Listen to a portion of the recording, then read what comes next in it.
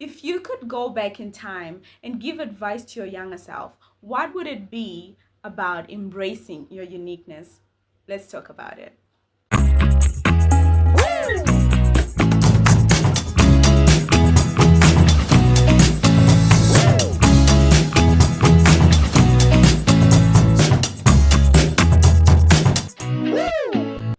Hi, my name is Kudzai and welcome to Kudzai Chronicles podcast, where sometimes you get to eavesdrop on some amazing discussions with friends, but sometimes you just get me talking about my thoughts and my learnings.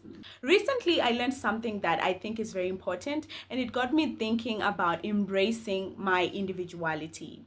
If you're anything like me, then you've had moments in your life where you had to hide certain things that you like. You had to hide your interests or your choices because you thought the people around you would criticize them, or they would reject, or they would just not approve. But what if I told you that we all have different leanings? We lean towards different things. We gravitate towards different things. And we're attracted to different things. And that is okay. We can be comfortable in our own interests. We can be comfortable in the things that we are attracted to, the things that we lean towards, the things that we gravitate towards. And so our interests, our choices, our preferences definitely will be different from the next person. And that is fine. That is okay. We can be comfortable in being us, in making our choices and having our interests. During my semester breaks, I get to spend a lot of time with my nephew Nenya, who's 5 years old, and we watch a lot of cartoons. On this particular day, we were watching PJ Masks. For those of you who don't know what PJ Masks is, it is a cartoon about three best friends who are superheroes, and so they fight villains and bad guys, and they provide solutions when problems arise in the community. There was one specific moment that caught my attention, and it was a conversation between the character who was the villain and one of the PJ Masks. The villain said to the PJ Mask, "You have such an ugly name." What the villain was trying to do was to make the PJ Mask feel inferior, was to shame the PJ Mask. But the PJ Mask did not take the bait. Instead, he replied, "It works for me because it is for me. It works for me because it is for me." That gave me a pause, and it took me to the many times that I tried to run away from the things that I like. I tried to hide and just not talk about the things that I prefer or my interests, just because I thought people would think they're unusual or they are inappropriate for my age. But if I had known, I would have just said, you know what? It works for me because it is for me. Now listen, I am not advocating for reckless behavior. What I am saying is that there's certain things that are in our heads and in our hearts that we strongly feel that we should go after, or we should be, or we should do. And those are the things that we should be doing. Those are the things that we should be going after, without thinking that other people will criticize it or reject it or just not approve. Crystal Hurst said that it is our job to identify our gifts, our abilities, our interests, and our nature. Our gifts are the things that come easily to us. It could be communication, problem solving, creativity. The list goes on and on. You need to identify yours. Identify your abilities. Your abilities are the skills that you've attained, the skills that you have learned in school, or just the skills you've learned as you've lived life. Those are your abilities, and you need to know them. We have our interests. Our interests are the things that get us excited, the things that we're passionate about, the things that you talk about, and the next person will be like, why are you so excited? Those are your interests. We have our nature, and our nature is, are you introverted? Are you extroverted? Are you an honest person? Are you open? Are you all those things that makes up your personality or your nature? And when we know all these things about ourselves, it becomes easier to embrace our individuality, to embrace ourselves. Each one of us has a unique setup and a unique design. We need to ask ourselves these questions. What feels good? What doesn't? What do I like? What do I not like? When we know these things, it becomes easier for us to just embrace and live in ourselves and be comfortable in who we are. Let me tell you something about me. I like floral dresses. I do. I like floral dresses. And I know there are other people who might say, I prefer solid colored dresses. And guess what? That is fine too. If I'm in a room with someone who says they prefer solid colored dresses and I'm wearing a floral dress, I should not have to feel inferior or shrink just because the next person doesn't prefer what I prefer.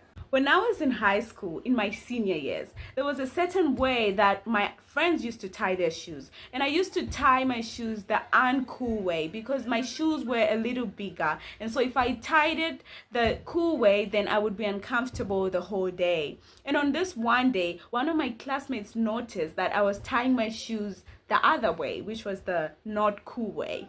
And so he asked me, he said, you still tie your shoes that way? And because I knew that I was doing something that was different from the others and I was uncomfortable with it, I couldn't even tell him the reason why I was tying my shoes that way. So I just stood there and I smiled awkwardly, drowning in my embarrassment, just because I couldn't stand up for what was happening to me. And if I had known, I would have just said, you know what, friend? It works for me because it is for me. Or I could have just told him that my shoes were a little bigger and that is the reason why I was tying my shoes differently.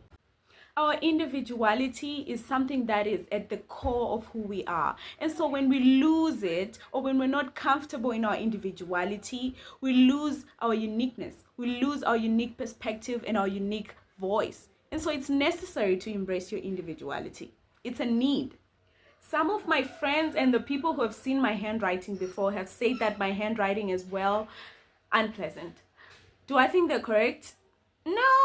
No, I think my handwriting is just fine.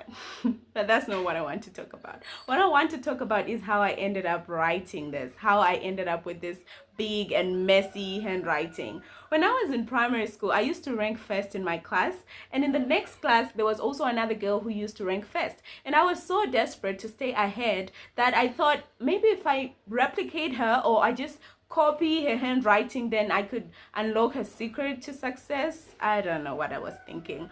But that's what I started doing. I started mimicking her handwriting. And in the process, I lost my style because the handwriting was big and bold and beautiful. Mine became big and bold and messy. It's been years since I finished primary school, but I am stuck with an ugly handwriting just because I was not comfortable with my own. I tried to copy someone else because I was not embracing my individuality. Now, let me tell you what happens when you start embracing your individuality. Number one, you become more confident. You present yourself differently. It's like everything changes when you start embracing your individuality. Number two, you do not shrink or feel inferior when others point out your weaknesses because you already know your gifts, you know your abilities, you know your interests, you know your nature. And so when someone else points out your weakness, it does not offend you. It does not get to you because you already know. Also, when you start embracing your individuality, you become more authentic because you start showing up as exactly who you are. It's time for you, for me, and for us to start embracing our individualities. Because you know what happens when we don't? We let our judgments and our conscience be controlled by other people. And I don't know about you, sis or brother, but I don't want to be controlled by other people. Do you know how many insects there are? Probably not. I don't. What I do know is that there's a lot of them, and each one is different from the next. Each one has its own weaknesses and its own strength, but despite their differences, they coexist in harmony. I think we can learn from that. We can embrace our individuality and still coexist in harmony. There is enough room for all of us to be exactly what we're meant to do and to be. I know it looks different for everyone.